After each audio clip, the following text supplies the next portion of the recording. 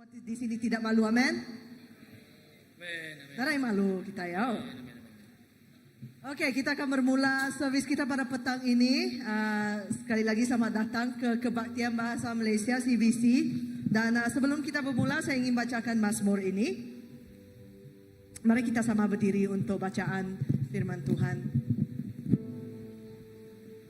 Saya bacakan dari Mazmur 122, Mazmur 122, ayat 1 hingga ayat 4. Aku suka cita apabila mereka berkata kepadaku, marilah kita masuk ke rumah Tuhan.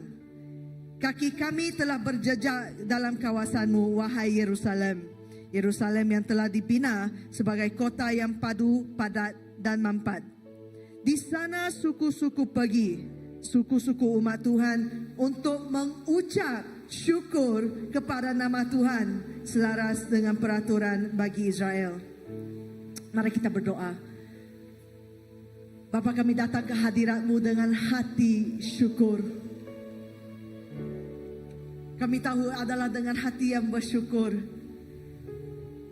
itu yang akan membuka pintu kepada hadirat Engkau.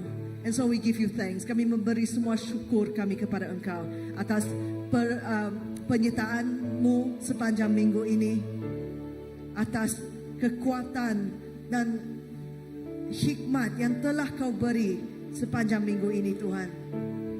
Dan Tuhan, pada petang ini kami ingin naikkan bersama-sama dengan keluarga besar, keluarga rohani kami, Tuhan. Kami ingin naikkan syukur kami. Kami ingin naikkan pujian kami kepada Raja atas segala Raja, Tuhan atas segala Tuhan. Kami menyembah-Mu. Datanglah Roh Kudus dan penuhi setiap ruangan di sini. Di dalam nama-Mu Yesus kami berdoa. Semua katakan amin. Amin. Haleluya. Haleluya. Kita bersyukur karena kita hari ini dapat bertemu dengan saudara-saudari seiman. Amin. Haleluya. Kita akan nyanyikan pujian ini.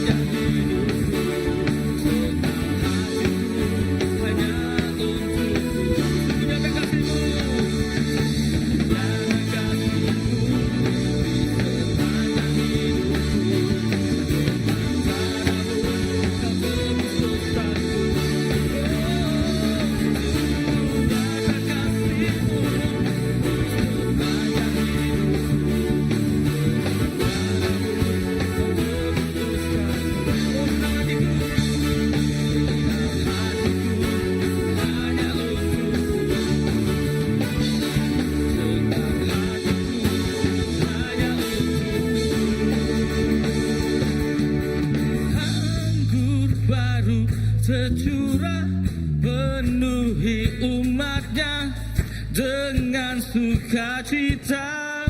Oh, oh, minyak baru tercurah, urapi umatnya. Anggur baru, one, two, three, four. Anggur baru tercurah, penuhi umatnya dengan sukacita.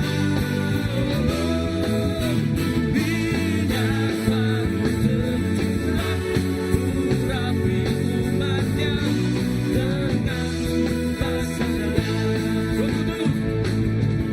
Roh Kudus tercurah di tempat ini, urapan yang ajaib memulihkan umatnya.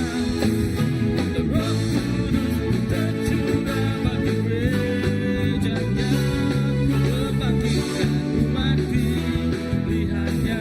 Hari ini harinya Tuhan, hari inilah harinya Tuhan. Saat pembebasan tiba, belenggu dosa tak dipatahkan. Mari bersorak bagi Dia. Hey, anggur baru tercurah, penuhi umatnya dengan sukacita. Minyak baru tercurah, urapi umatnya. Nyata anggur baru, anggur baru tercurah, penuhi umatnya dengan sukacita. Minyak baru tercurah, urapi umatnya. Nyata kuasanya, nyata kuasanya, nyata kuasanya.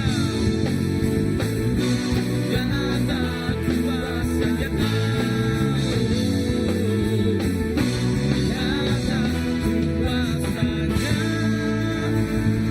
Haleluya. Anggur baru nyata, anggur baru tercurah Yesus di tempat ini, di gereja ini. Seluruh bangsa, anggurmu tercurah Tuhan, tercurah di setiap pelosok dunia.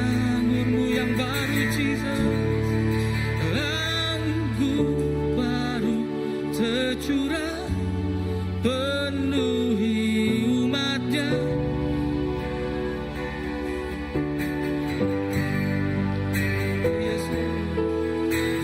Minyak baru tercurah, urapi umatnya. Nyata anggur baru tercurah di tempat ini Jesus. Anggur baru tercurah, penuhi umatnya dengan sukacita. Minyak baru tercurah, urapi umatnya dengan kuasanya.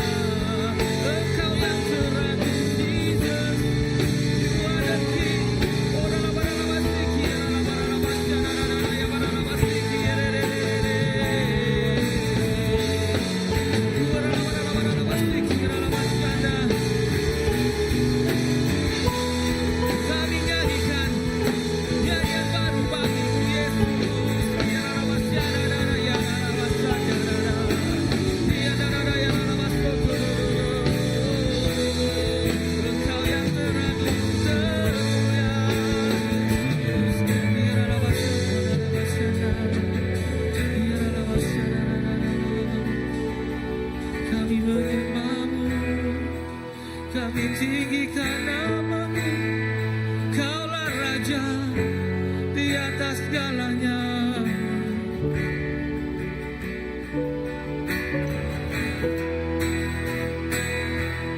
Engkau yang tertinggi, Engkau Yesus di atas segalanya. Kekuasaan takhta, kedudukan Engkau di atas segalanya. Engkau tertinggi, Engkau yang tertinggi, Engkau yang terhebat, Engkau di atas segalanya. Kekuasaan takhta, kedudukan Engkau di atas segalanya. Mereka berseru, kudus, semua ciptaan menyembah. Kau ditinggikan, Kau kudus Tuhan, kudus, kudus selamanya. Kami berseru, kudus bagi Sang Raja, kudus selamanya. Kau kudus, kudus selamanya. Kau yang tertinggi, Engkau yang tertinggi, Engkau yang terhebat, Engkau di atas segalanya. Segala kekuasaan takhta, kedudukan Engkau di atas segalanya. Engkau tertinggi, Yesus. Engkau yang tertinggi, Engkau yang terhebat, Engkau di atas segalanya. Kekuasaan takhta, kedudukan Engkau di atas segalanya. Mereka berseru, Yes Lord, kudus, semua ciptaan menyembah.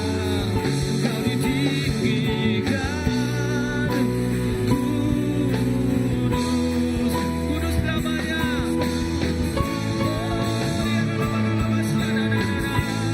Kami berseru,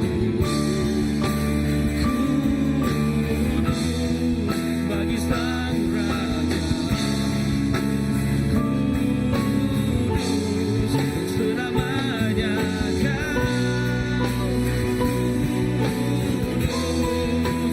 Kudus selamanya. Engkau tertinggi, Yes Lord. Engkau tertinggi, Yes Lord.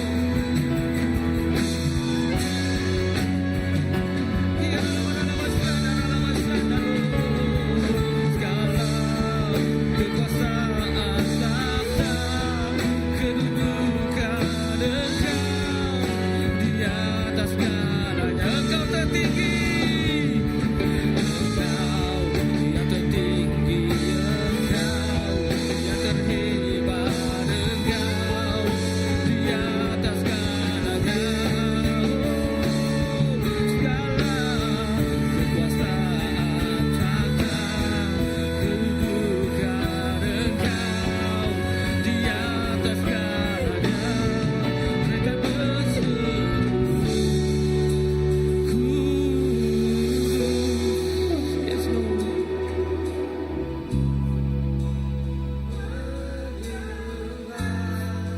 Kau ditinggikan, kudus, kudus selamanya. berseru Tuhan, kami berseru. Kudus bagi Sang Raja, kudus selamanya Kau, kudus, kudus selamanya. Mereka berseru, mereka berseru, kudus semua ciptaan menyembah Kau ditinggikan, kudus, kudus selamanya. Kami berseru kudus, kudus, kami berseru. Kudus bagi Sang Raja, kudus selamanya Kau, kudus, kudus selamanya.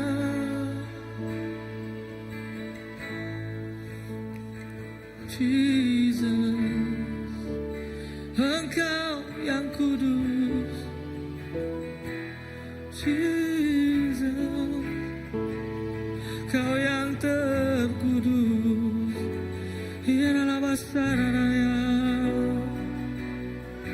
Jesus, Kau kudus, kudus, Jesus.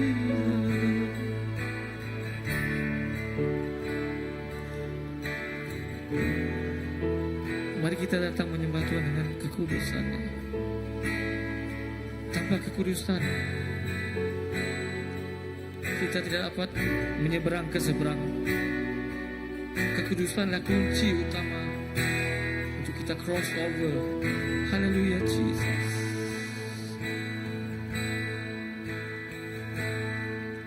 Engkau tinggi, Engkau. Yes, Lord.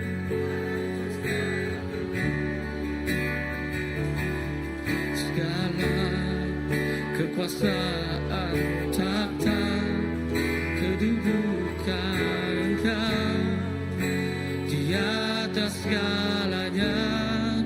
Mereka berseru, kudus semua ciptaan menyembah Kau ditinggikan, kudus, kudus selamanya. Kami berseru, kudus bagi Sang Raja,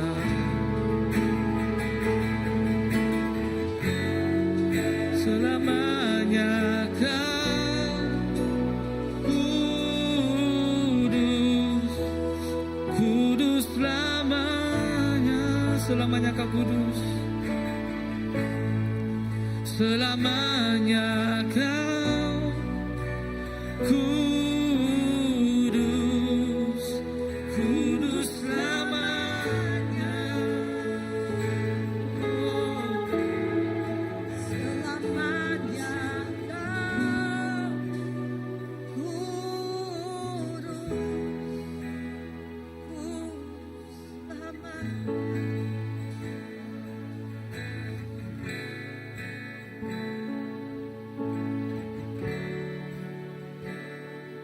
Just take a little bit moment. Kita mengambil seketika lagi masa untuk memandang kepada kekudusannya, memandang kepada kebaikannya.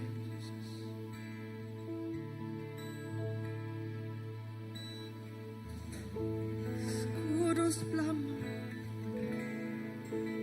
kudus,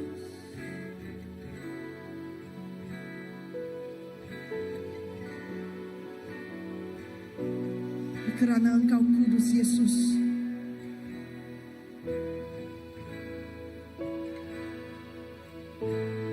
Engkau yang mampu menebuskan kami.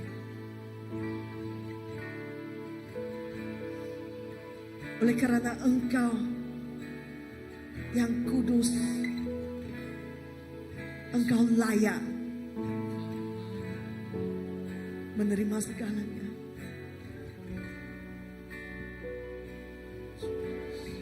Tapi di dalam kekudusan Engkau, Yesus, Engkau memikirkan kami. Di dalam kekudusan Engkau, Tuhan, Engkau masih ingin bersama dengan kami.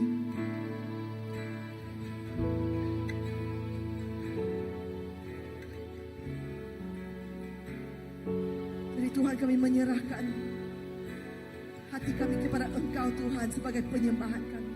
Kami menyerahkan kehidupan kami kepada Engkau, Tuhan, sebagai penyembahan kami. Segala yang kami ada, Tuhan, semua milik Engkau.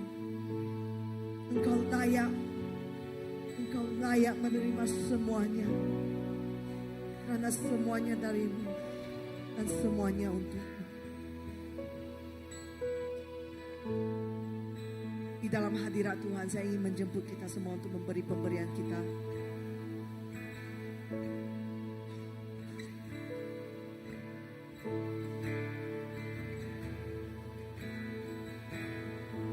Kita nyanyikan The Bridge again.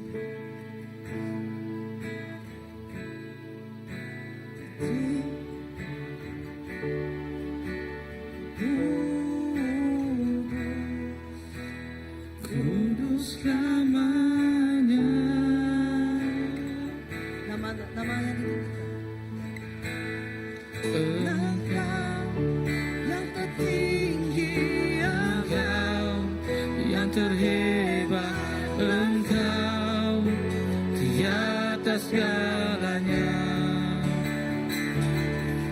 Segala kekuasaan, tata kedudukan Engkau di atas segalanya. Engkau yang tertinggi, Engkau yang tertinggi, Engkau yang terhebat, Engkau di atas segalanya. Segala kekuasaan, tata kedudukan Engkau di atas segalanya. Mereka berseru, kudus, semua ciptaan menyembah, Kau ditinggikan.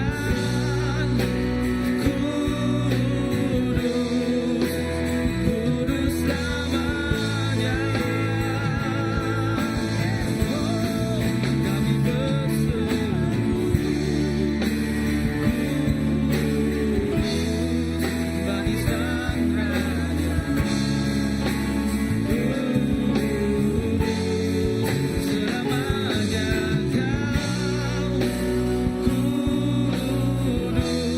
Kau kudus selamanya. Selamanya Kau kudus. Selamanya Kau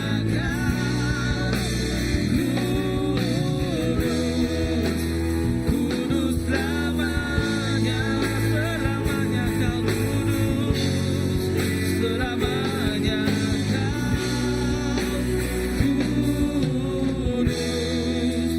kudus selamanya. Tuhan, Engkau kudus.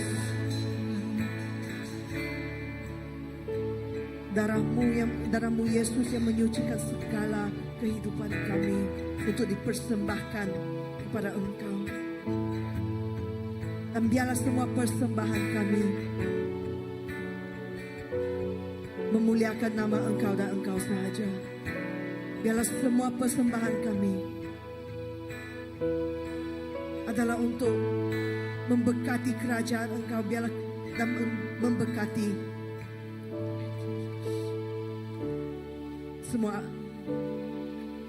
saudara-saudari kami.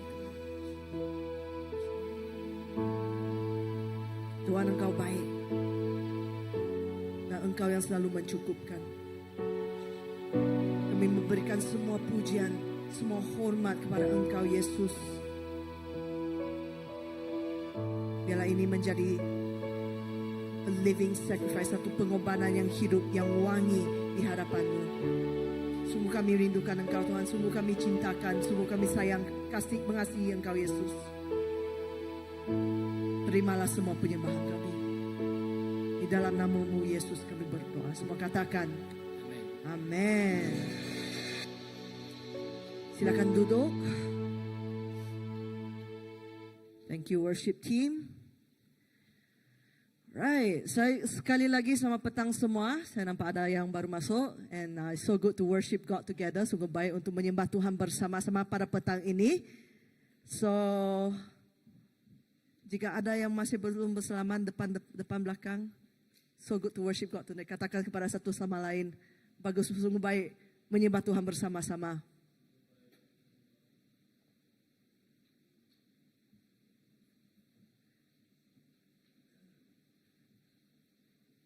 You ready? Okay. Saya dah beberapa minggu, bukan menghilangkan diri lah, tapi saya bersama dengan satu kumpulan youth muda-mudi dari CBC telah bersama-sama pergi membuat tour dari conference. Oh, thank you. I don't need it yet. It's so low. Dah lah, ya rendah. Okay. Kami dari Kuching pergi ke Kapit, dari Kapit bersinggah seketika di Kenawit, selepas itu pergi ke Sibu, dan untuk kami telah menyertai dua konferensi. Satu adalah Gempuruk Raban Iban Baptis di Kapit, dan yang di Sibu kami telah menyertai Tribal Gathering. Dan sebelum saya meminta youth kita untuk memberi kesaksian, I just want to show you a highlight video of Tribal Gathering, if you're ready. Okay, kita akan melihat highlight video ini dulu, dan nanti saya akan cerita lagi.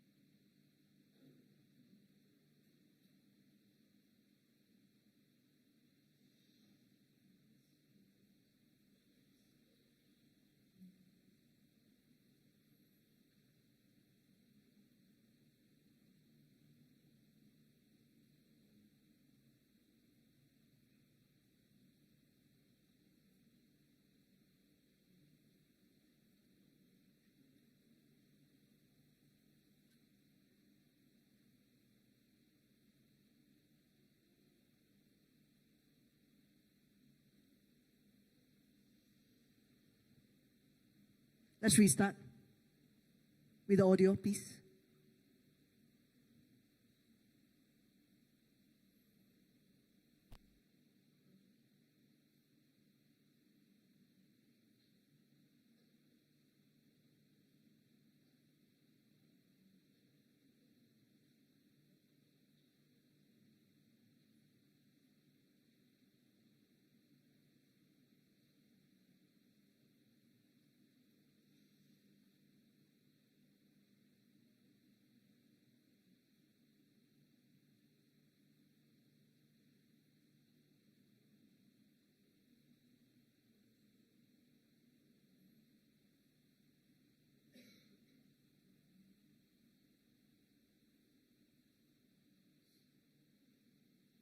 Tribal gathering.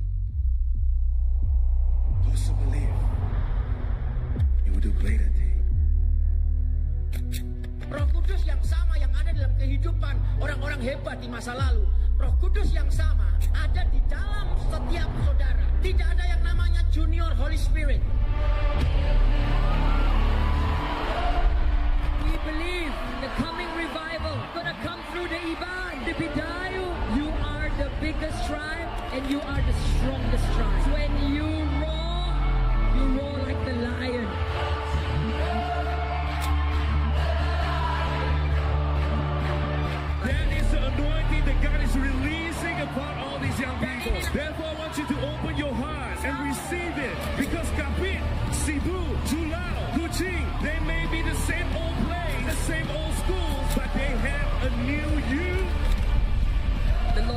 this would be the generation that would cross over the river of Jordan into the promised land.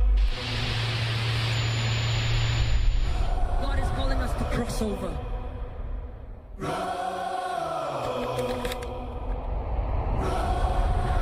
The truth, our God the Father is perfect. He's a perfect Father, full of mercy and full of grace. He continues to love on you no matter what. And today I just hear these words, pulanglah anak aku. Pulanglah, come home. We are sinners, Lord. But we ask for your forgiveness today, Lord. We surrender ourselves to you, Lord. We ask for your forgiveness, Lord. We will surrender ourselves to you.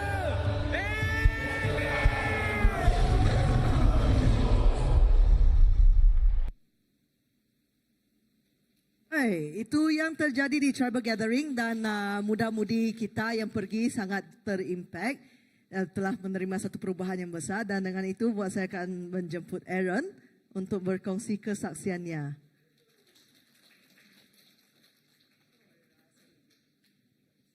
Shalom, selamat tengah hari. Sepanjang cuti minggu lepas, tema besar yang terdapat daripada saya ialah kehidupan. Dari hidup dalam aroma Kristus kepada tidak menjadi seorang Kristus yang suam-suam kuku.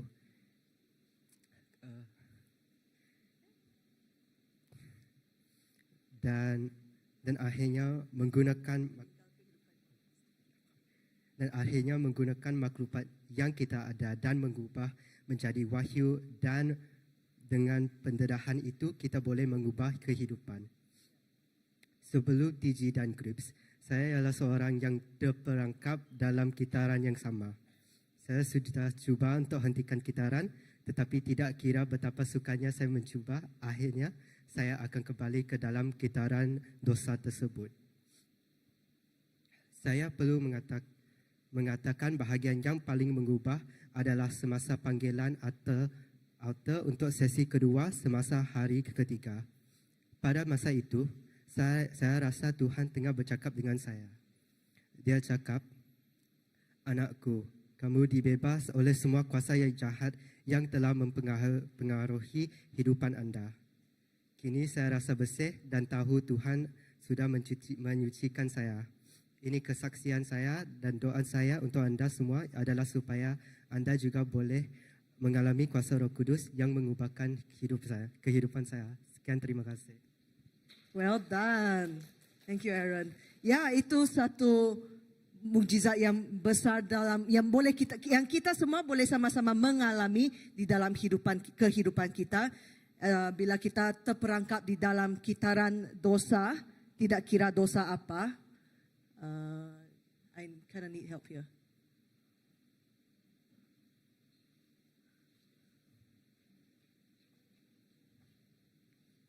Okay, bila kita terperangkap,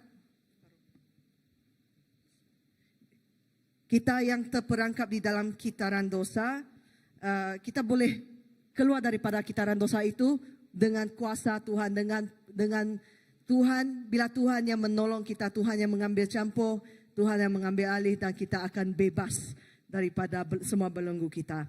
Amin. Jadi kita puji Tuhan atas apa yang Tuhan lakukan di dalam kehidupan Aaron dan juga muda-mudi kita yang lain.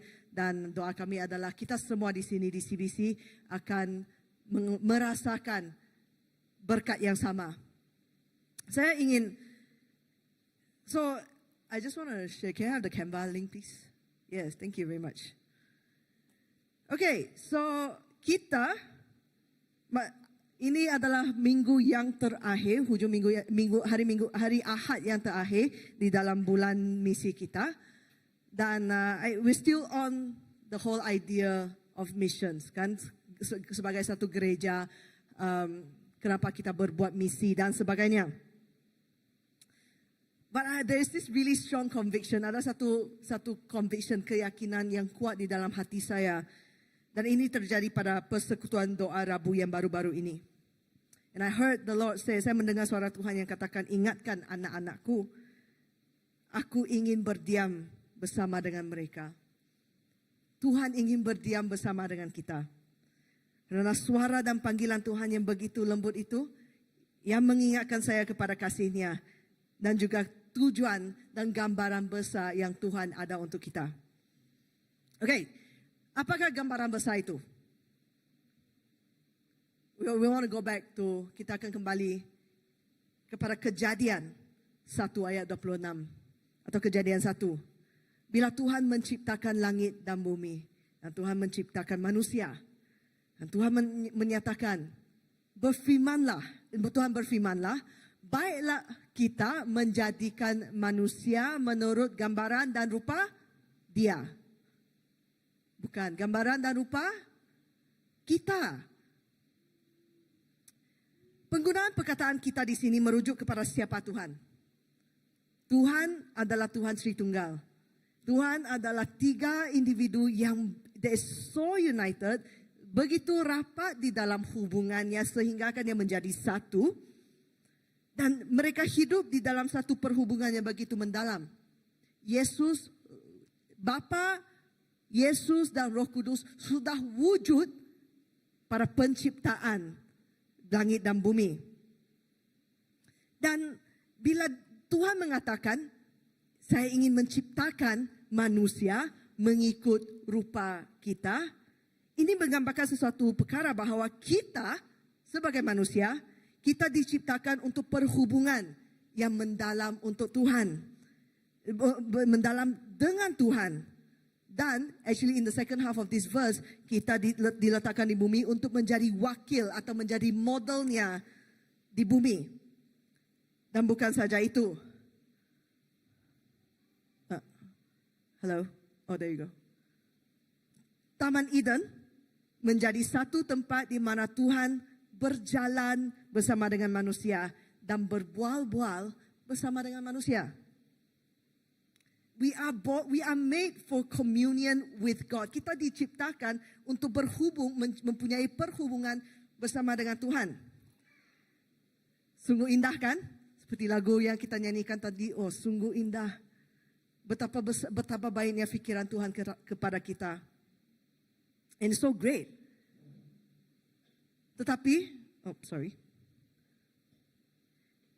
Tetapi ceritanya, malangnya bukan seperti itu.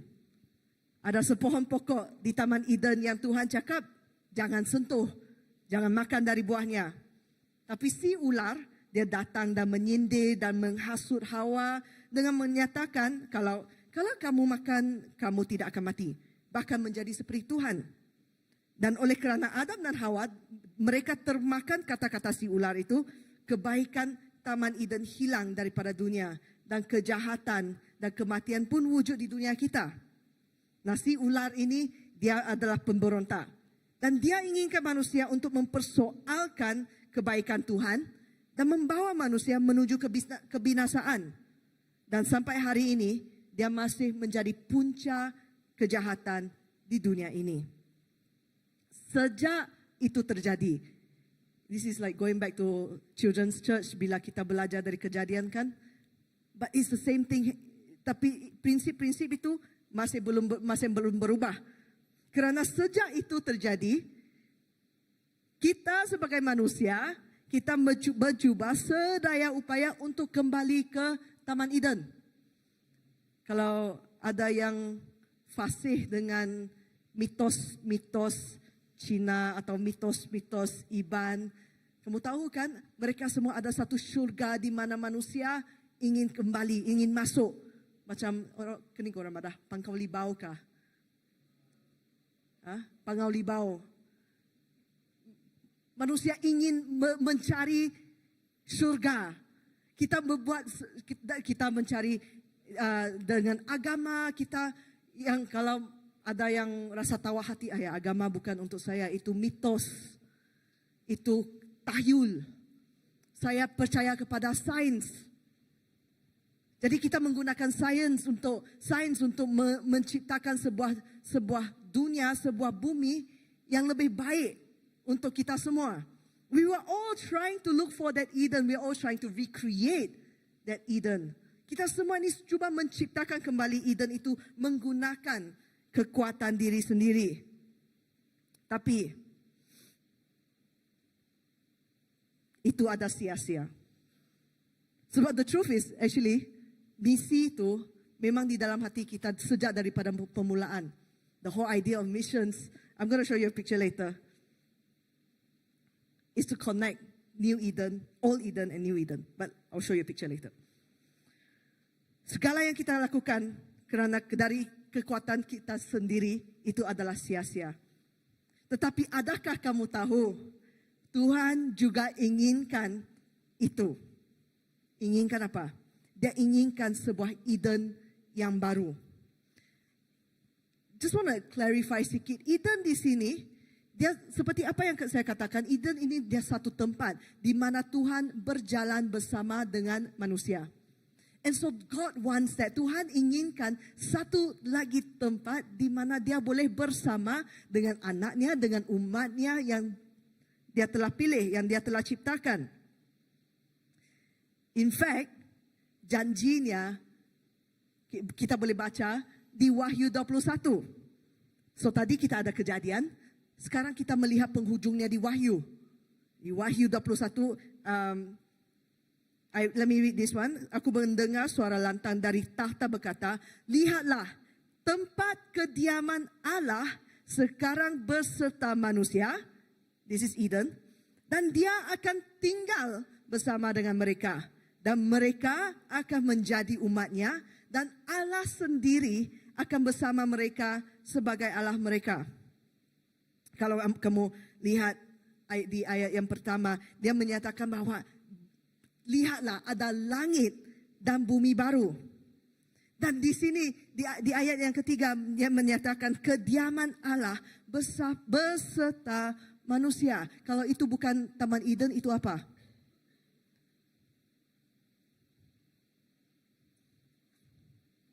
And so it is the desire of God. Adalah keinginan Tuhan untuk bersama dengan kita, umatnya.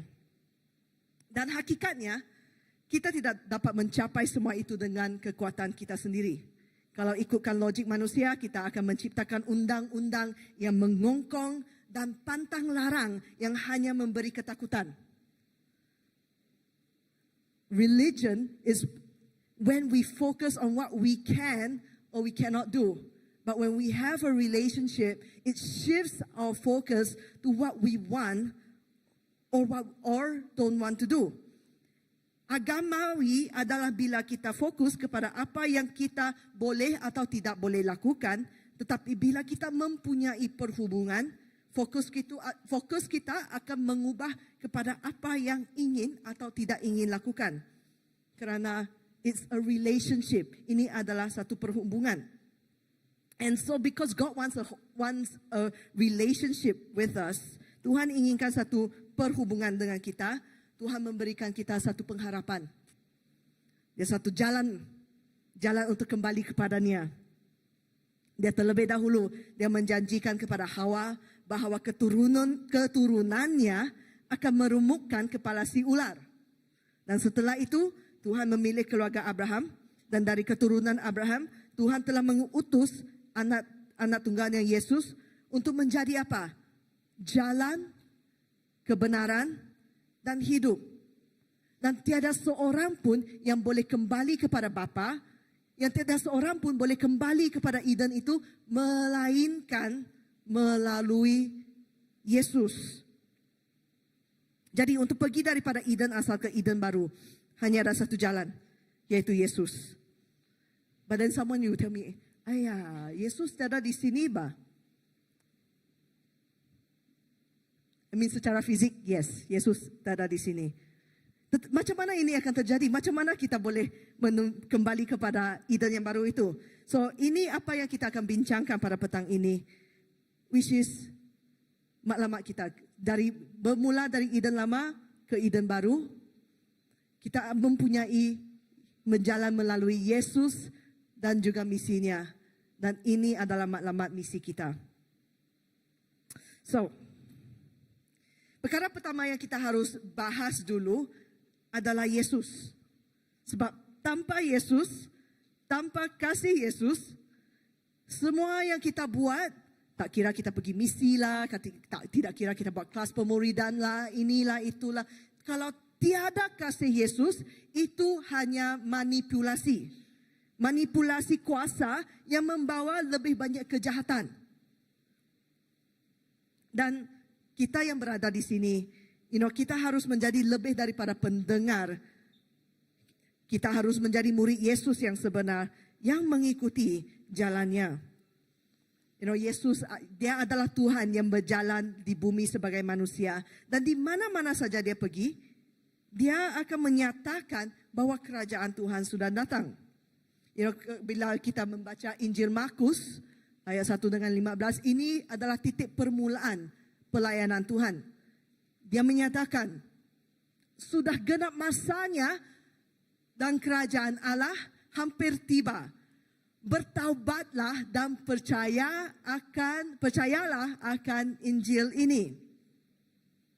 Di Lukas 4 ayat 18 dan 19. Mari kita baca ini bersama-sama. 1, 2, 3. Roh Tuhan ada padaku, kerana Dia telah mengurapi aku untuk memberitakan kabar baik kepada orang miskin. Dia telah mengutus aku untuk mengumumkan pembebasan kepada orang tawanan, penyembuhan kepada orang buta, lepasan kepada orang yang tertindas, dan mengisytiharkan tahun keredaan Tuhan. Itu adalah maklumat pelayanan Yesus. Kemana-mana dia pergi, dia buat semua itu. Dia memberitakan kabar baik kepada orang miskin. Dia telah memberi pembebasan kepada orang yang ditawan oleh dosa. Dia membawa penyembuhan kepada orang buta, orang sakit, orang yang tidak dapat berjalan. Dia menyatakan kelepasan kepada orang yang tertindas. Dan dia mengisytiharkan tahun keredaan Tuhan. Dia mengisytiharkan bahawa Tuhan ada bersama dengan mereka yang mendengar dia. Tuhan ada bersama dengan kita pada petang ini. Amin. Apa yang Tuhan Yesus lakukan, itu juga kita harus lakukan. Kerana kita adalah murid Yesus. Kita bukan sahaja pendengar, tetapi kita adalah tangan dan kaki Yesus. Amin.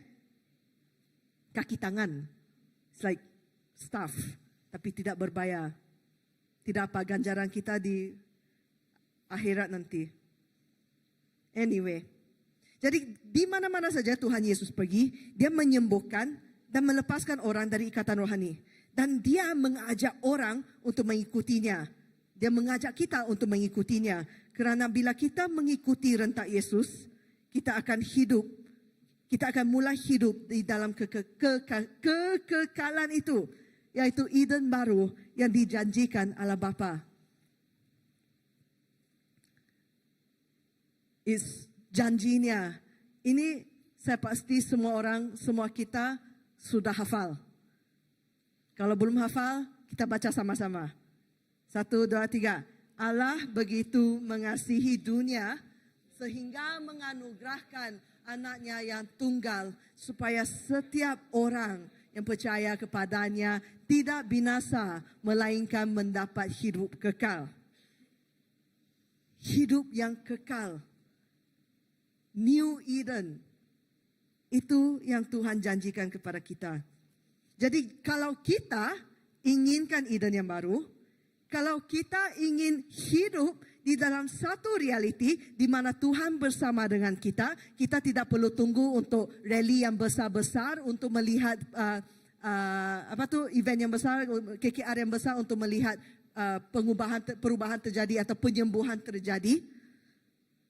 The thing is, kita boleh hidup dengan realiti itu kerana Tuhan Yesus bersama dengan kita dan kita berjalan bersama Dia.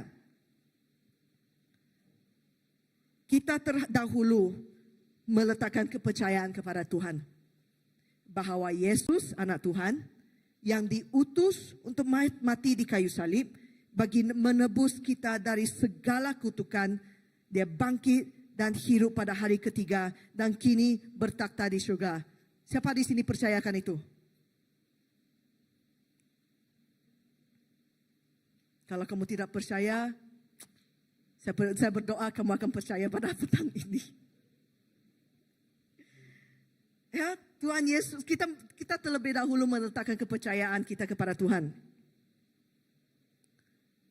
Dan setelah kita mempercayai Yesus, kita akan diperkasakan oleh Roh Kudus. Kita akan dipenuhi oleh Roh Kudus supaya kita boleh bersama dengan Yesus, berjalan sebagaimana Dia berjalan, supaya kita serupa dengan Dia dan kita menjadi wakil Tuhan di dunia ini. Sounds familiar? Ini saya rasa saya telah ulang banyak kali bahawa tujuan kita adalah berjalan bersama dengan Yesus supaya berjalan bersama dengan Yesus untuk seperti mana Dia berjalan supaya kita serupa dengan Dia. Itu tujuan kita sebagai murid Yesus. Dan menerusi bila kita bersama dengan Yesus, kita boleh mengalami Eden baru sekarang. Sekarang juga. Thank you. Let there be light.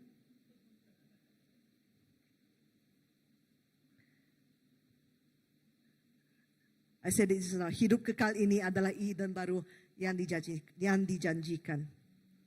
Tapi kita semua mempunyai satu peranan di sini.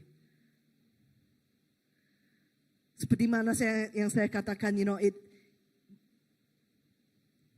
kita keluar daripada Eden lama. Sekarang kita akan masuki kepada Eden baru.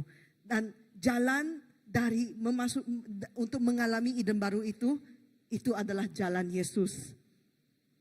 But once we are with Jesus, bila kita sudah berada bersama dengan Yesus, sebenarnya kita sebagai satu gereja, kita sebenarnya sudah hidup di dalam Eden ini. Nah, saya ada satu idea bahawa kita, yaitu gereja Tuhan di dunia ini, kita adalah Eden. Kita adalah Taman Eden. Kenapa? Eden itu adalah satu tempat di mana Tuhan bersama dengan kita dan kita adalah umatnya. If you see this, sini ada syurga di atas, bumi di sini, dan ada satu tempat di mana syurga dan bumi overlap, bercantum, and that place is Eden. Dan sebab tiada lagi Eden kan, that place is now the church. Ini adalah gereja. Ini sebenarnya bukan satu idea yang baru.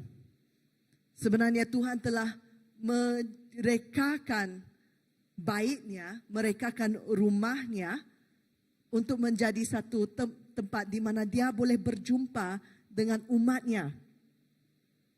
Di Keluaran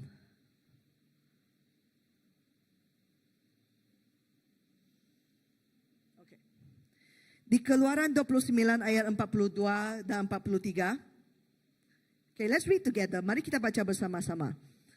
Hendaklah persembahan sedemikian menjadi korban bakaran yang tetap dipersembahkan secara turun-temurun di depan pintu khemah pertemuan di hadapan Tuhan. Dan disitulah aku akan bertemu dengan kamu, lalu berfirman dengan kamu. Dan di sana jugalah aku akan menemui orang Israel, dan kemah itu akan disucikan oleh kemuliaanku. The temple, bait Tuhan, itu adalah idea Tuhan di mana Dia boleh menyatakan hadiratnya kepada umatnya. Di sana Dia boleh bertemu, berjalan bersama dengan umatnya dan berfirman kepada umatnya. You know, the Israelites, they love this. Dan sehingga Tuhan telah meletakkan, memanggil mereka atau menyuruh mereka ada satu perayaan yang dipanggil Sukkot. Ya, Sukkot adalah untuk mengingati bagaimana Tuhan bersama dengan mereka waktu mereka keluar dari Mesir. Dan seperti yang kita baca di sini, di mana tabut Musa dibangkitkan untuk mewakili hadirat Tuhan. Nah, sampai hari ini, perayaan Sukkot masih disambut, masih diraihkan. Actually, it's next weekend. Minggu depan adalah perayaan Sukkot ini. Dan bila kita cuba cantumkan kalender perjanjian baru, bagaimana Tuhan menyatakan siapa dirinya, menyatakan hadiratnya dan menyatakan bahawa Dia adalah air kehidupan, it matches the timing of Sukkot. So And tadi seperti Mazmur yang kita bacakan tadi, Mazmur 122. Apa yang orang Israel buat bila Sukot adalah mereka akan bersama-sama pergi ke Jerusalem untuk menyambut hadirat Tuhan bersama-sama. Dan itu adalah satu waktu yang penuh dengan sukacita. Bila kita berada bersama di dalam hadirat Tuhan dengan saudara-saudari kita, hati kita akan penuh dengan sukacita. Amen. That's why we come to church. Kalau kamu datang dengan hati yang susah, I tell you, you will receive joy. Kamu akan menerima sukacita bila kamu datang ke gereja. Kerana Tuhan akan memberikan hatinya kepada kamu bila kita datang bersama-sama. But the thing is, there is a new expression of the temple. Ada satu ekspresi baru bait Tuhan pada hari ini. Selain, one thing is the church. Okay? Kita sebagai satu gereja, kita adalah bait Tuhan, adalah rumah Tuhan. Tetapi di dalam personal life kita, kehidupan secara pribadi kita, Paulus, dia menggambarkan kita sebagai bait Allah yang hidup. Dia telah menyatakan semua ini kepada gereja di Korintus. Dan terdahulunya di 1 Korintus 3:16 dan 1 Korintus 6 ayat 19. Tapi hari ini saya ingin kita sama-sama baca dari 2 Korintus 6 ayat 16b hingga ayat 18. Okay, mari kita baca bersama-sama. 1, 2, 3. Kita ialah bait Allah yang hidup. Seperti dalam firman-Nya, aku akan tinggal dalam mereka dan berjalan di antara mereka. Aku akan menjadi Allah mereka dan mereka akan menjadi umatku. Oleh itu, keluarlah daripada kalangan mereka dan asingkanlah dirimu daripada mereka. Demikianlah firman Tuhan. Jangan sentuh yang najis, maka aku akan menerimamu. Aku akan menjadi bapamu dan kamu anak-anakku lelaki perempuan. Demikianlah firman Tuhan yang Maha Kuasa. Kamu dengan saya kini adalah bait Allah yang hidup. Maksudnya di mana-mana sahaja kita berada, di mana-mana sahaja kita pergi, Tuhan boleh berjumpa dengan kita, bukan saja dengan kita, tetapi dengan kawan-kawan kita. Kan? I was hanging out with my friends last night. Dan bila saya duduk di sana bersama dengan kawan saya, dua belum mengenal Tuhan, seorang yang almost half lah, dia masih belum percaya. Dia dibawa pergi ke gereja, tapi dia masih belum percaya. Tapi pada waktu saya hang out dengan mereka ni, saya lepak dengan mereka, I can still feel God berfirman kepada kawan-kawan saya. Macam mana Tuhan begitu mengasihi kawan-kawan saya. In fact, kawan saya yang half-half tu, sebenarnya dulu dia memang tidak percaya lah. Tapi I've been praying for him for like 2 years, 3 years now. Sampai hari ini dia boleh masuk ke gereja. Dan itu itu peranan kita sebagai bait Tuhan di dalam dunia. Di mana kawan-kawan kita boleh menemui Tuhan, menerusi kehidupan kita. And I want to highlight a couple of things dari apa yang kita bacakan tadi. Yang pertama, yang saya mau highlightkan adalah kita mempunyai identiti baru. Identiti baru sebagai bait Tuhan, identiti baru sebagai anak Tuhan. Because Bapa kita di syurga, bila kita menerima Tuhan Yesus sebagai juru selamat kita, Bapa kita di syurga, dia menjanjikan dia akan tinggal bersama dengan kita. Dia menjadi bapa kita dan kita menjadi anaknya. Alangkah baiknya. It's so good, right? Kalau ada bapa di syurga.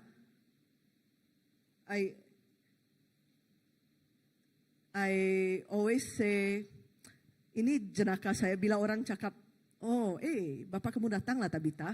Saya cakap, ATM saya datang. Kamu tahu ATM kah? perasaan itulah, ada bapa yang menjaga. Dan itu adalah perasaan bila bapa kita di syurga diam bersama dengan kita. Kita tidak perlu takut kesuntukan, kita tidak perlu takut about anything sebab dia diam bersama dengan kita. And once we own this identity, bila kita memiliki identity ini, identity kita yang baru, cara kita hidup pun bertukar. Kita tidak lagi sentuh barang-barang yang tidak berfaedah kepada kita. Bukan sebab kita tidak boleh. Tapi sebab ini tidak membantu perhubungan saya dengan bapa saya di syurga. Not just because bapa dia tidak senang hati. And either way it's toxic, right? Kalau saya melakukan sesuatu hanya untuk menyenangkannya, itu sebenarnya actually quite a toxic behavior. Tapi bila saya berfikir dan saya tidak melakukan sesuatu kerana itu tidak berfaedah, tidak menolong kepada perhubungan saya, itu yang sebenarnya yang membantu. Paulus katakan kepada gereja di Tesalonika, setiap perkara itu baik, bukan baik. All things are permissible. Setiap perkara itu dibenarkan, tetapi bukan setiap perkara itu berfaedah. All things are permissible, but not all things are beneficial. Jadi kita memilih untuk melakukan perkara yang berfaedah kepada perhubungan kita dengan Bapa. I stopped drinking 2 years ago. Ya, 2 tahun, a little bit more than 2 years ago, saya berhenti minum air, minum alkohol. Cun-cun lah waktu itu saya pun bersama dengan tunang saya, is about the same time. So 2 years sober, I am happy. 2 years sober, celebrate lah. Yay. Kalau kamu minum, saya tidak stop kamu, tapi fikirkanlah adakah itu berfaedah untuk kamu atau tidak. Okay? But why did I stop? Kenapa saya berhenti minum? I think the background of the story is, saya ada 2 minggu berturut-turut, 2 pastor yang berbeza menyatakan kepada saya berhenti minum. I'm like, okay. Kalau ini bukan dari Tuhan, ini mesti dari Tuhan lah. Dah 2 minggu berturut-turut pastor yang berlainan, tempat yang berlainan, mereka tidak saling mengenal. Okay God, I stop. Tapi lepas itu saya mula berfikir, kenapa saya berhenti? Sebab kawan-kawan saya mereka masih minum juga. Kontrol lah, minum secara kontrol. And I thought, one, it doesn't help my relationship, my new relationship pada waktu itu. Dia tidak membantu hubungan saya yang masih baru pada waktu itu. Sebab Ivan, dia tidak minum. Dia berhenti minum. Dan kalau saya minum, saya sebenarnya saya akan menjadi batu sandungan kepada dia. That's one. But 2, kalau saya mabuk, saya tidak minum, jaranglah saya minum sampai mabuk. Tapi kalau saya minum, fikiran saya tidak waras. Bagaimanakah saya boleh menjadi wakil Tuhan dengan kawan-kawan saya pada waktu itu? Like I said yesterday, I was hanging out with my friends. Saya lepak dengan kawan-kawan saya dan saya cakap, kita pergi boy bar lah, kita minum koktail Jepun. Mereka cakap saya, kamu tidak minum pun, kenapa kamu ajak saya? My friends know, kawan-kawan saya yang belum lagi Kristian, mereka tahu. So, young people, let's put that challenge for ourselves. Kita berhenti minum, and then our friends, kawan-kawan kita, mereka akan, kehidupan kawan-kawan kita, kehidupan kita akan diubah, kehidupan kawan-kawan kita akan diubah juga. Dan itu adalah misi kita. That becomes part of our mission. Because semua yang dilakukan kita, all that we do, it is flowing out from our identity as children of God. Semua yang kita lakukan adalah dari identiti kita sebagai anak Tuhan. Saya tidak, I don't do all these things sebab saya mau show off kah, saya mau membuktikan diri sendiri hebat atau tidak. Semua ini datang daripada perhubungan saya dengan Tuhan. It comes from a relationship with God. And so when I call God my Father, I receive a new mission. Bila saya memanggil Tuhan bapa saya menerima satu misi yang baru.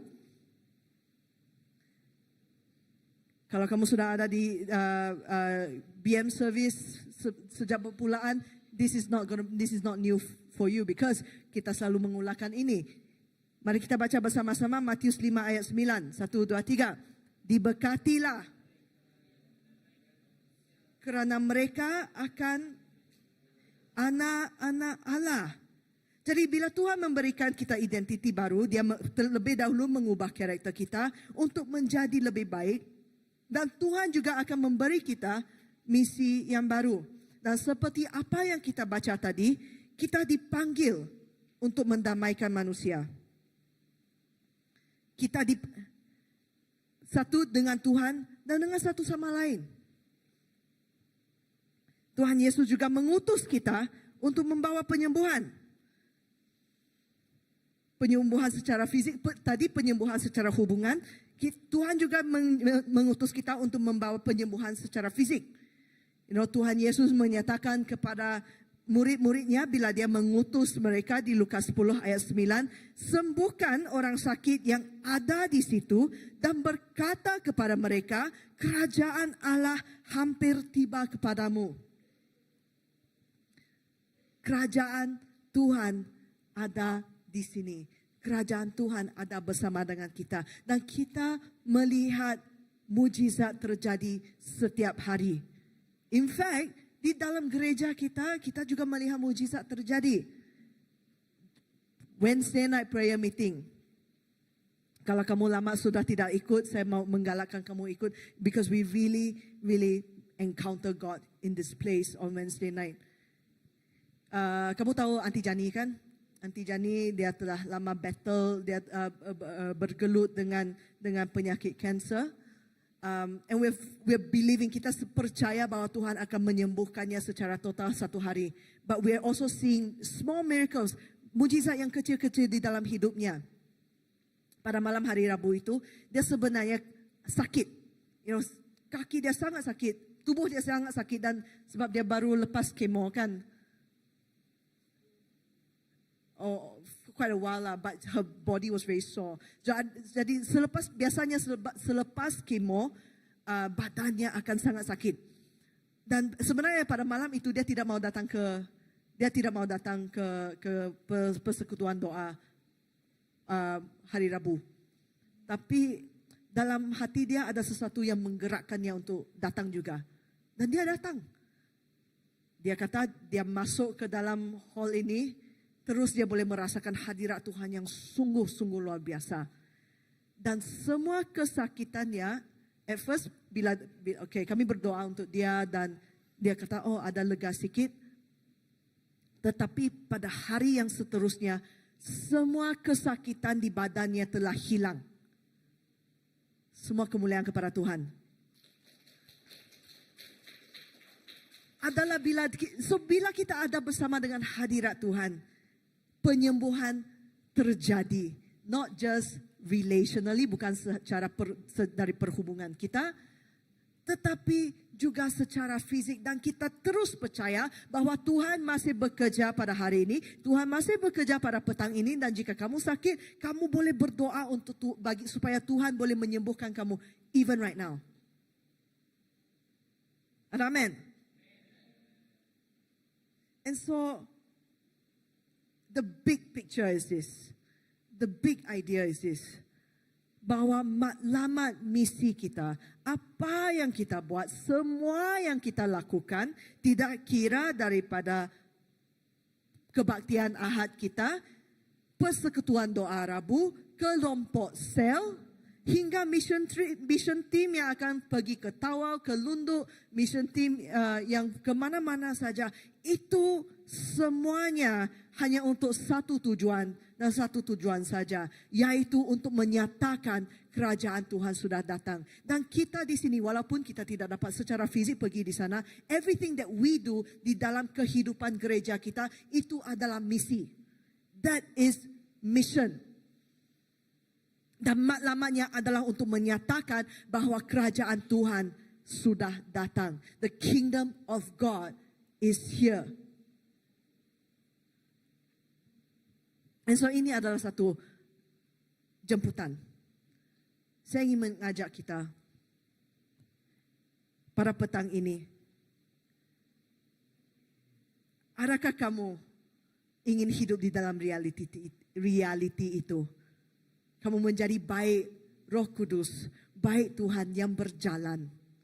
Walking temples of the Holy Spirit. Adakah kamu ingin menjadi baik Roh Kudus yang membawa kerajaan Tuhan kemana-mana? Speaking life, kamu menyatakan kehidupan kepada kawan kamu yang belum mengenal Tuhan. Kamu membawa penyembuhan kepada keluarga kamu yang mempunyai keretakan di dalam perhubungan itu. I'm just sensing that there are people with father issues here. Mungkin kamu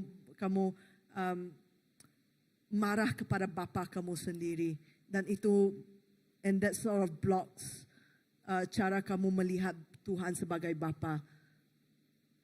Tuhan ingin memberi penyembuhan kepada hati kamu pada petang ini.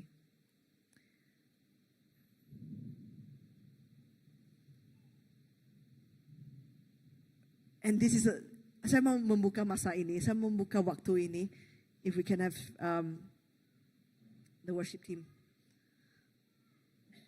Membuka waktu ini untuk menyatakan hati kita kepada Bapa. Yes, penuhi saya dengan Roh Kudus. Penuhiku dengan Roh Kudus. Supaya saya boleh, Tuhan, saya ingin menjadi baik Roh Kudus yang hidup, yang berjalan, yang membawa hadirat Engkau Tuhan di mana-mana mana-mana saya berada.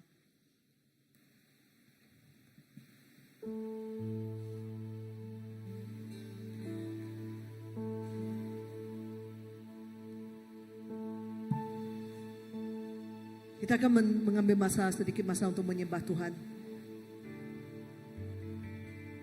Dan jika kamu merasakan diri sendiri ingin menyerahkan, kamu ingin menyerahkan hidup kamu kepada Tuhan untuk dipenuhi hadiratnya sekali lagi, you stand, kamu berdiri. Dan biarlah Tuhan Roh Kudus sendiri yang menjamah hidup kamu pada waktu ini. Biarlah Roh Kudus sendiri yang memenuhi hati kamu pada waktu ini. Kita akan menyembah Tuhan. Bila kamu sudah bersedia, berdiri. When you're ready, just stand.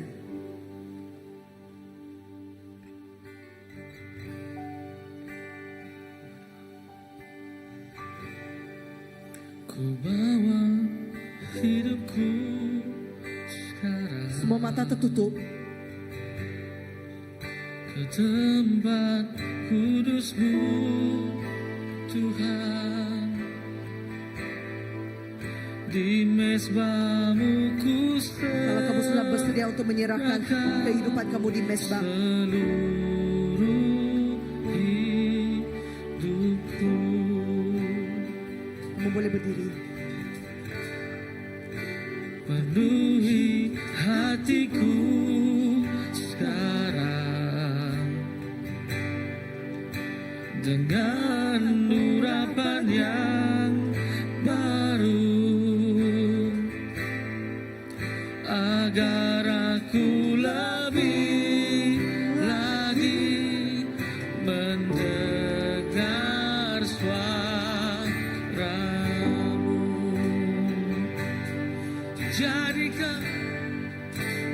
Jadikan aku, Tuhan, rumah doa-Mu, agar semua suku bangsa datang menyembah-Mu.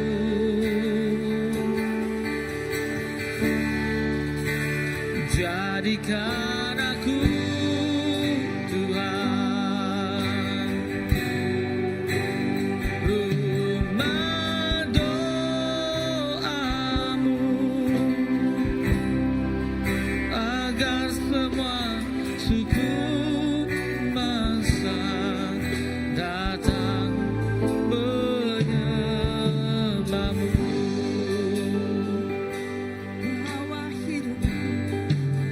ku bawa hidupku sekarang. Haleluya Jesus. Tempat kudus-Mu Tuhan, di mezbah-Mu ku serahkan seluruh hidupku. Penuh hati kami Tuhan, penuhi hatiku sekarang dengan urapan yang baru, agar aku lebih lagi mendengar suara-Mu. Jadikan aku Tuhan rumah doa-Mu, agar semua suku bangsa datang menyembah-Mu. Jadikan aku Tuhan rumah doa-Mu, agar semua suku bangsa datang menyembah-Mu. Jadikan kami Tuhan, jadikan aku Tuhan rumah doa-Mu, agar semua suku bangsa datang menyembah-Mu. Jadikan aku Tuhan rumah doa-Mu, agar semua suku bangsa datang menyembah Jesus. Kita diam sejenak. Kita bukakan hati kita untuk mendengar bisikan Roh Kudus dalam hati kita. Bukan suara Tabita, bukan suara Lennon, bukan suara siapa-siapa. Tapi suara Roh Kudus sedang berbisik dalam setiap hati di sini. He's setting fire. He's setting hearts on fire.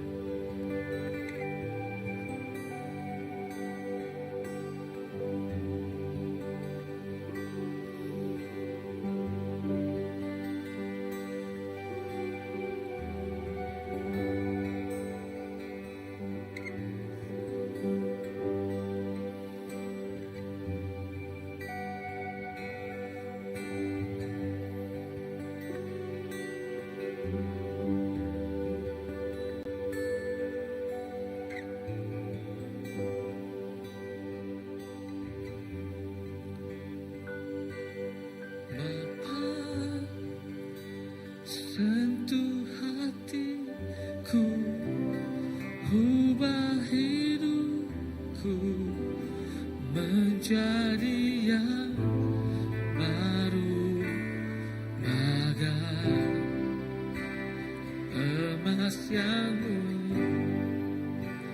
Kau membentuk segenap hatiku.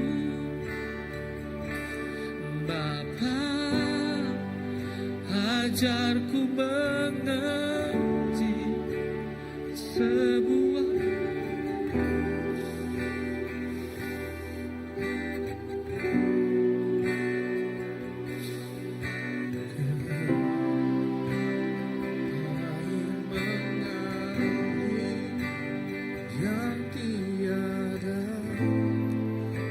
menuntun kami Tuhan. Engkau Bapa yang baik Yesus. Bapa, sentuh hati, ubah hidupku menjadi yang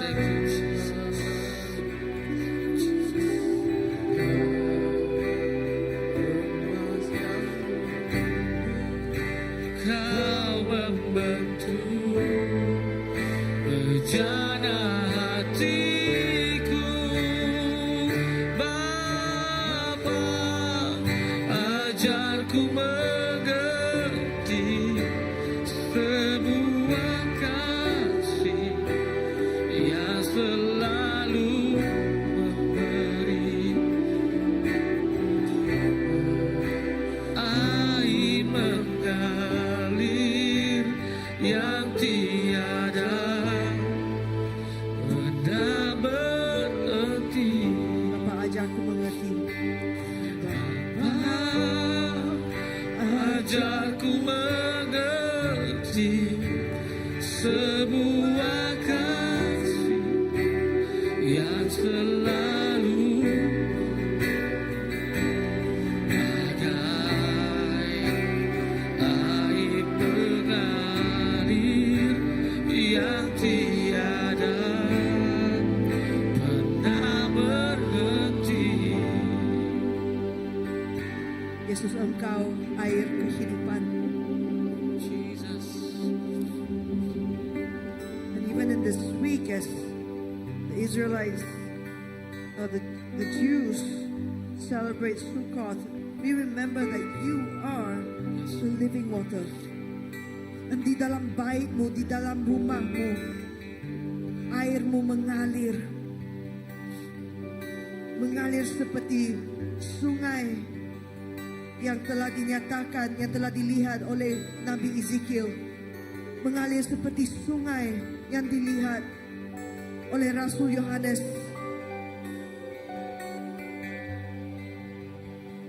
It is a river that flows, air yang mengalir, yang membawa kehidupan. Dan dari kehidupan itu kami melihat ikan-ikan yang banyak. Kami melihat pohon-pohon yang berbuah dengan lebat. Pohon-pohon di mana daunnya membawa penyembuhan. Tuhan, biarlah setiap seorang kami di sini menjadi seperti pohon yang tertanam di tepi sungai yang membawa air kehidupan itu. Biarlah setiap orang di sini, biar kami berbuah buah-buah Roh Kudus yang menunjukkan karakter Engkau Yesus. Biarlah setiap kami mempunyai daun-daun yang lebat yang membawa penyembuhan, bukan sahaja kepada kawan-kawan kita, bukan sahaja kepada tempat kerja kita, malah mereka yang sakit, yang memerlukan penyembuhan secara fizikal. Tuhan, Engkau memanggil setiap kami di sini untuk bawa penyembuhan. Di tempat kerja kita, walaupun keadaannya seakan-akan susah, tetapi Tuhan, biarlah sungai kehidupan Engkau mengalir di tempat kerja kami. Tuhan, biarlah Engkau meletakkan kami seperti pohon yang membawa penyembuhan kepada tempat kerja kami. Let the workplace, let the offices in Kuching will not be known as offices that are toxic, but it will be known as offices that bring life, that is a blessing to the nation, to the city, to the lives of people. Tuhan, kami di sini, Tuhan, kami berdiri dan menyerahkan kehidupan kami kepada altar ke Engkau, Tuhan.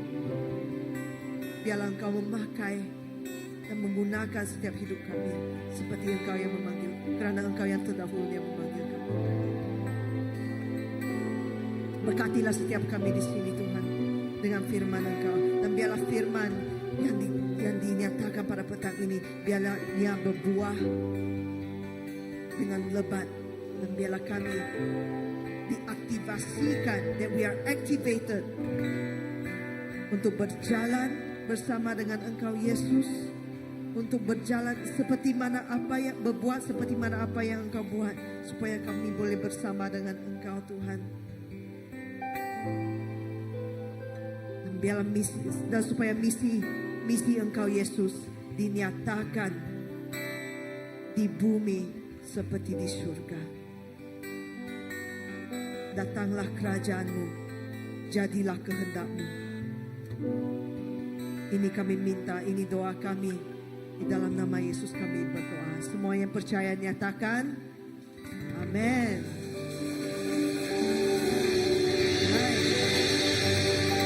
Okay, couple quick announcement sebelum saya meminta Pastor Andy datang ke depan untuk memberkati kita sebagai penutup. Okay, sila duduk dulu. I just want to add about in Eden, being in Eden. Saya mau menambah sesuatu mengenai berada di Taman Eden.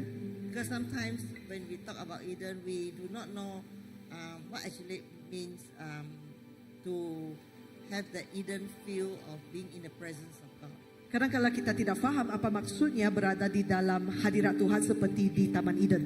For me, it has become, of course, 50 years already. It has become quite simple. In my early days, when I have been reading the Word of God, being in devotion with God constantly. Dan di dalam pengalaman saya sebagai 50 tahun menjadi seorang Kristian, saya telah belajar bahwa ini sebenarnya satu perkara yang sangat mudah, yaitu selalu berada di dalam firman Tuhan. I just recall back one incident when I was on a conference in India. Ada sesekali saya menyertai sebuah konferensi di India. And it was that time when Indira Gandhi, their lady prime minister, was assassinated. Pada waktu itu bekas Perdana Menteri India yaitu Indira Gandhi dia dibunuh. And in New Delhi, a riot was coming up during that time. Dan mereka takut ada satu rusuhan yang akan terjadi. But God immediately gave me a word to say that those who fear Him and love Him will dwell in security. Tetapi Tuhan memberikan saya satu firman di mana semua yang takut akan saya dan berada bersama dengan saya akan berdiam di dalam kedamaian. So that is Eden. Dan itulah Eden.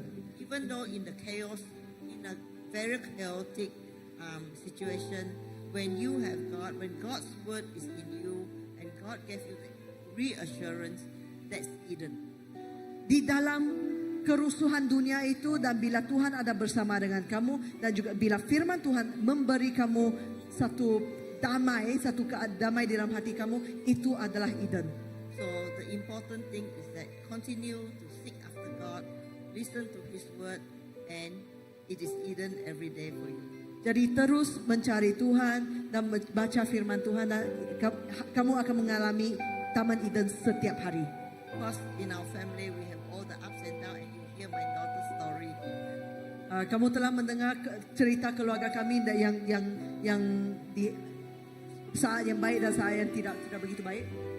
But still, we know that we have a God who is in control. We are confident, and we have Him in us, and He is in us, and we are in Him. We are living in Eden. Dan tetapi kita yakin bahwa Tuhan berkuasa atas segalanya dan kita berada di dalamnya dan Dia berada di dalam kita dan dengan itu kita hidup di dalam Eden. That's my simple way of expressing Eden.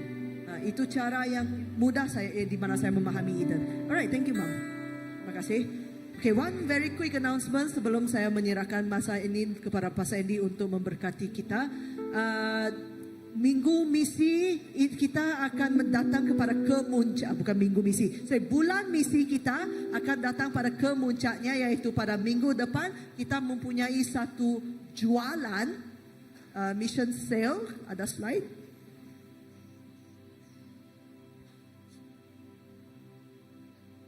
Okay, slide-nya akan datang tidak lama.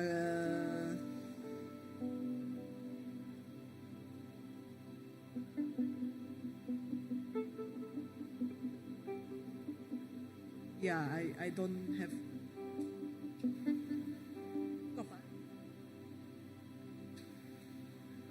Okay.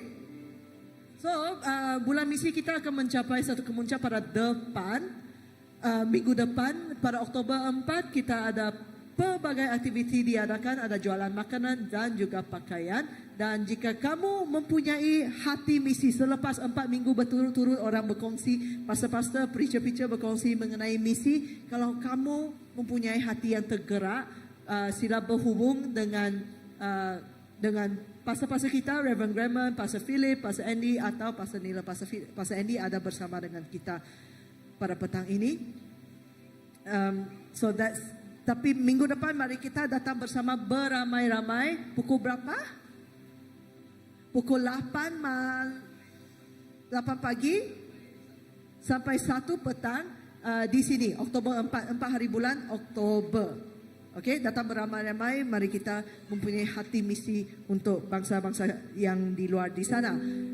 The other thing, kalau kamu selain daripada memberi duit atau selain daripada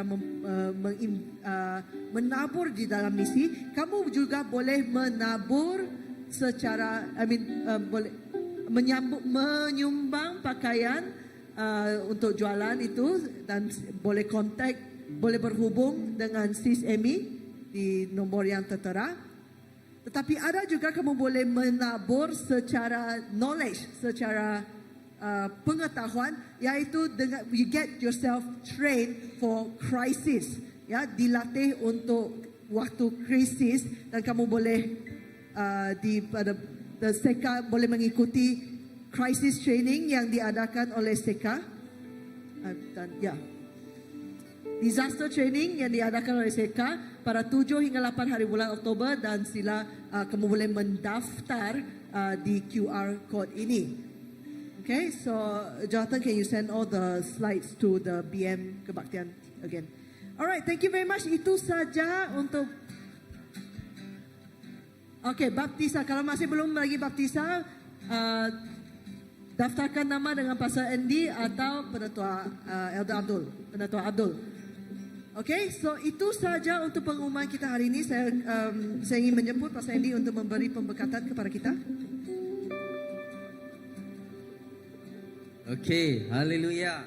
Terima kasih kepada Sister Brita kerana sudah memberikan firman Tuhan kepada kita pada petang ini. Saya percaya setiap kita diberkati. Amen. Siapa yang diberkati, ya, beri kemuliaan kepada Tuhan kita. Amen. Haleluya. Dan sebelum kita balik, saya ingin membacakan doa restu seperti yang kita selalu bacakan pada sesi petang. Sebelum kita balik, itu pemberian restu, itu dari Bilangan pasal yang ke-6 ayat 24 hingga 26. Tuhan memberkati kamu dan melindungi kamu. Tuhan menyinari kamu dengan wajahnya dan memberi kamu kasih kurnia. Tuhan menghadapkan wajahnya kepada kamu dan memberi kamu kedamaian. Amen. Mari kita bangkit berdiri. Saya berdoa untuk kita. Bapa, terima kasih kerana Engkau sungguh setia dan Engkau sentiasa baik dalam hidup kami.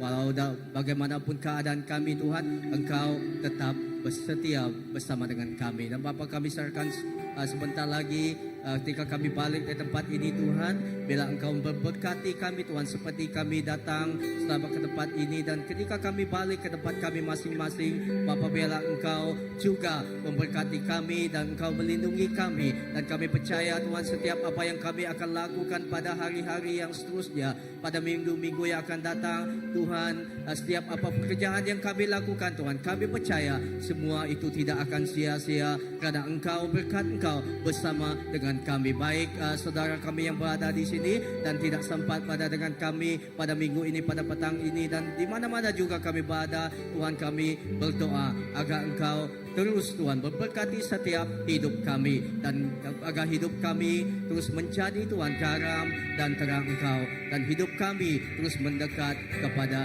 Yesus Kristus, yaitu Raja dalam hidup kami. Terima kasih Bapa, di dalam nama Tuhan Yesus Kristus kami telah berdoa. Amen. Haleluya. Oke, bertemu lagi kita pada minggu yang akan datang.